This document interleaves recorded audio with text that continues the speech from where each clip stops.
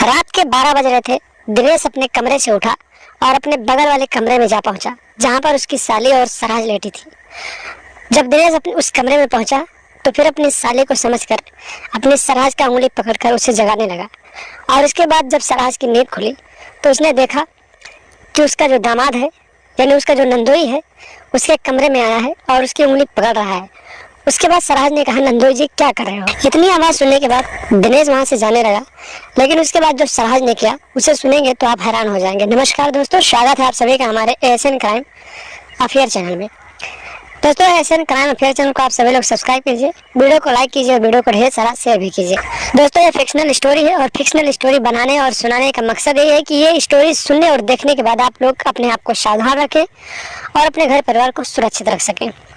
दिनेश की शादी हुई। शादी होने के बाद उसकी पत्नी उसके घर आई और शादी के हुए लगभग 2 साल हो गए, लेकिन उसे कोई बच्चा नहीं हुआ। और 2 साल के बाद उसकी पत्नी जब गर्भवती हुई तो फिर उसने कहा कि मेरे मायके चले जाओ और मेरे मायके से किसी को ले आओ।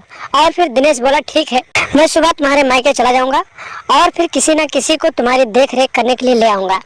जब सुबह हुई, दिनेश अपने ससुराल गया और ससुराल जब वो पहुंचा तो उसकी सास ने उसका अच्छे से खातिर पार किया और फिर बोली, दामाद जी बताइए कैसे आना हुआ, मेरी बेटी का क्या हाल है? दिनेश ने अपनी सास से कहा, सासू माँ आपकी बेटी की तबीयत खराब है, वो पहली बार गर्भवती हुई है तो उसे काम धाम करने में परेशानी हो रही है और आपकी बेटी ही ने मुझे भेजा है और बोली है कि जाकर मेरे मायके से किसी को काम धाम करने के लिए ले आओ। और उसके बाद उसकी सास कहती है कि बताओ किसको ले जाओगे? दिनेश कहता है कि साली जी को भेज दीजिए, क्योंकि आपकी बेटी ने कहा है कि मेरी बहन को ले आना। उसके बाद दिनेश की सास अपनी बेटी रीना को तैयार करती है और कहती है कि तुम अपनी दीदी के घर चली जाओ। 1 घंटे के बाद दिनेश अपनी साली को लेकर अपने घर चला आता है और फिर रास्ते में उससे हंसी मजाक करता है। लेकिन जब दिनेश अपनी साली को देखता है तो उसे देखने के बाद उसके अंदर करंट दौड़ जाता है।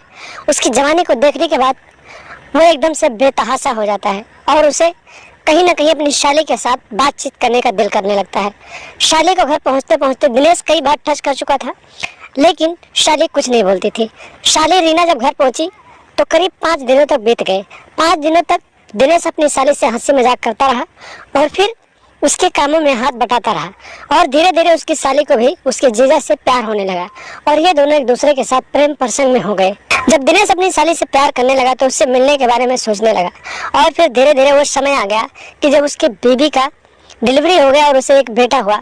और बेटा होने के बाद बरही संस्कार का प्रोग्राम किया गया। बरही संस्कार में दिनेश ने अपने ससुराल से लोगों को बुलाया तो उसके ससुराल से सिर्फ उसकी सराज आई, क्योंकि उसकी सास की तबीयत खराब हो गई थी तो वो नहीं आई।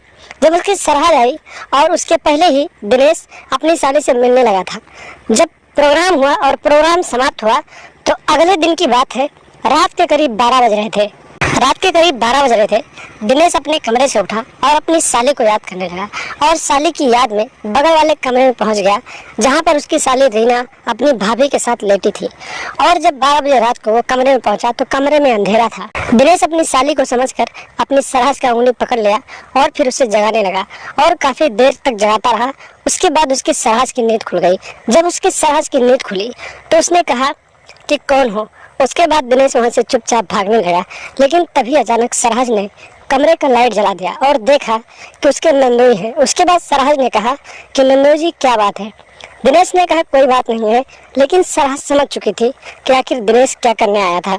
जब सराज इतना समझ जाती है तो दिनेश वहां से चुपचाप भाग जाता है।